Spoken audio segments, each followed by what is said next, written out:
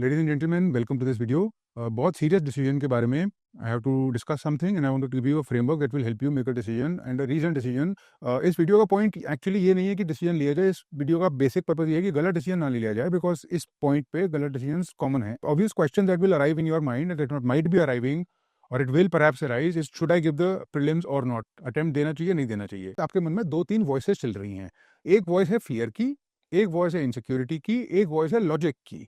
We need to distinguish these voices and see क्या कौन सी ठीक बोल रही है, बात किसकी माननी है और कौन सी गलत है, कौन सी हमको मिसलीड कर रही है. That is what I want to do.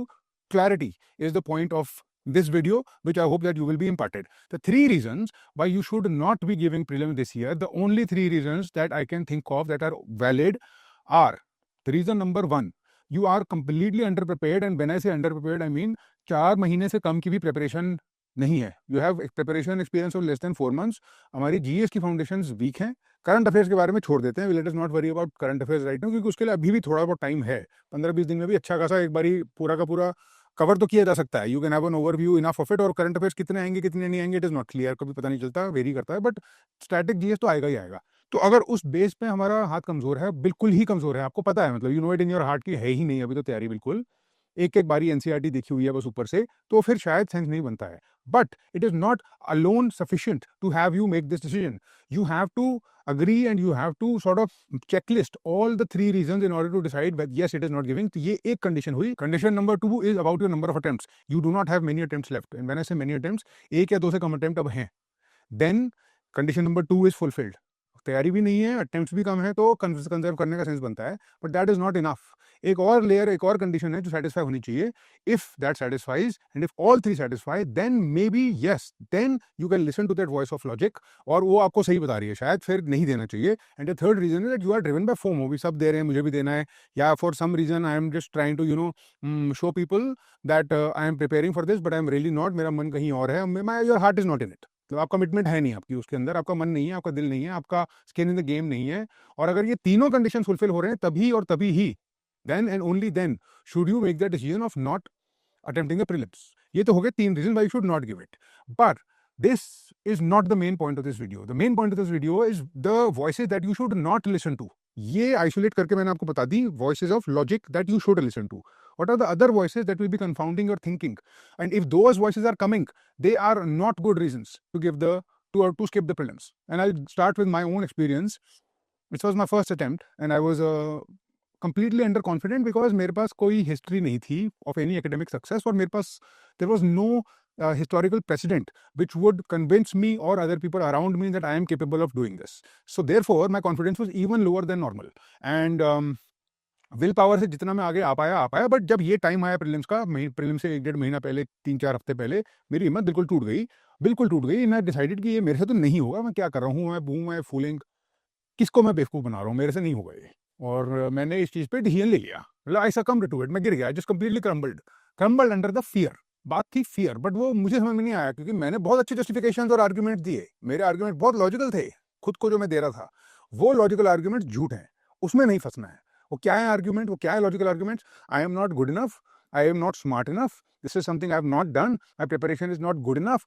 All of these justifications, I should conserve my attempts because they will be used later, I am wasting too much opportunity cost, blah blah blah. ये सब nonsense है, ये सब झूठ है, ये सब आपका माइंड आपको बेवकूफ बनाने के लिए बातें कर रहा है.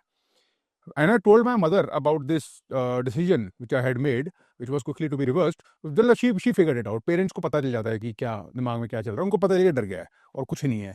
And so she said कि अब आप we'll go to your coaching institute and we're going to talk to your director about this. So we went, and that gentleman, to this day I am thankful to him, met with me and my mother. And उन्होंने भी यही, मतलब देखते ही मुझे बोल दिया. मैंने बताया कि sir I am thinking that I will not give this attempt this year. And उन्होंने मुझे यही बोला कि अगर आप इस बार नहीं दोगे तो आप कभी नहीं दोगे, because I see this every year. हर साल लोग आते हैं, हर साल लोग यही बोलते हैं कि मुझे नहीं देना है, ये है वो है, and then they never give it if you give in to the fear. जब उन्होंने ये बात बोली तो ऐसा नहीं मेरे अंदर को बहुत ज़्यादा ब्रेवरी या हीरोइज्म की आत्मा जाग गई, मेरी ईगो हट हो गई एक्चुअली. तो मुझे लगा यार अच्छा ये तो सही बोल दिया सर ने. एंड देन ईगो जब हट हो गई तो फिर मैंने उसमें डिसीजन लिया कि यार अब बेइज्जती ज़्यादा हो जाएगी अगर आप भी बैकआउट करो. आप बैकआउट नहीं हो सकता, आप तो जाएंगे ही जाएंगे. अब तो इसमें खाई में कूदना है, अब कूद के देखेंगे क्या होता है. जब नीचे गिर रहे होंगे तो हवा में देखेंगे अब क्या होता है, जितना कर लिया, जितना करेंगे करेंगे और खुद देखी जाएगी। तो ये लीप ऑफ फेथ होती है। This is what a leap of faith is essentially, psychologically speaking, and that leap of faith has to be taken. You must take that leap of faith if you have prepared for it, if you have invested time and money for it, if you have a lot of attempts left, if you have skin in the game, if you are not afraid of failure, and you must not be afraid of failure, then this leap of faith must be taken. Do not let fear hold you back. अच्छा खासा time है। जिन लोगों का prelims clear होगा वो इस time पे बार बार revision कर रहे हैं, मॉक टेस्ट दे रहे हैं, और यही आपको भी करने की जरूरत है। किसी का सिलेबस कंप्लीट नहीं होता है, किसी का इस एग्जाम में सिलेबस कंप्लीट का कोई कॉन्सेप्ट नहीं है, नहीं होता है सिलेबस कंप्लीट। सब लोग आधी अधूरी नॉलेज से जाते हैं, सब लोग मेहनत करके जाते हैं, क्वेश्चन पेपर आके डिसाइड कर देता है, और वहां पर जो 2-2.5 घंटे में 3 घंटे में एंजाइटी कंट्रोल होता है या इम्पल्स कंट्रोल होता है या दिमाग चलता है या नहीं चलता है, वो डिटरमिन करता है कि कौन निकलेगा और कौन नहीं निकलेगा। कुछ लोग बहुत ज्यादा एक्सट्रीमली वेल प्रिपेयर्ड हैं, अगर आप उस कैटेगरी में हो तो ठीक है, और अगर नहीं हो तब भी ठीक नहीं है। और let us admit it at the outset, randomness और लक का फैक्टर है, कुछ ना कुछ फैक्टर वो आप पे भी इंपिंज करेगा। बट जैसे ही रैंडमनेस और लक की बात होती है, it also means that it can go in a positive direction also. By definition it means that, it doesn't mean randomness और लक मतलब नेगेटिव ही जाएगा, इसका मतलब अननेसेसरी पॉजिटिव भी तो जा सकता है।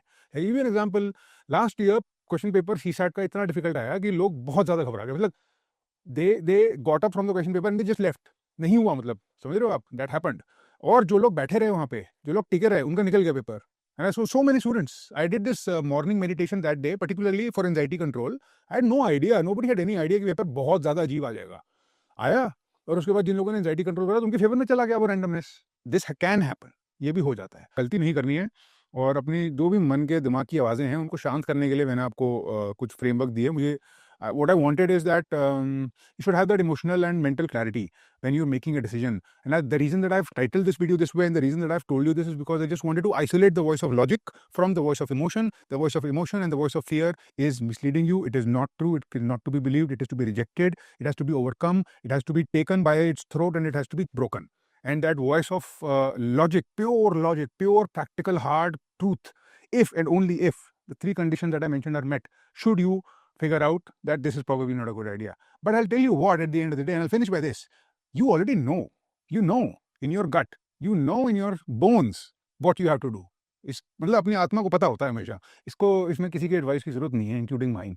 तो उसकी सुनो आप बात, और वो आपको अगर झूठ बोल रही है ना तो भी ध्यान से सुनो, पता चल जाएगा कि झूठ ही निकल रहा है अंदर से, अगर वो डर की आवाज है तो। That is all I wanted to say, ladies and gentleman. I hope this helps you, I hope this takes you in the right direction. Thank you very much and all the best.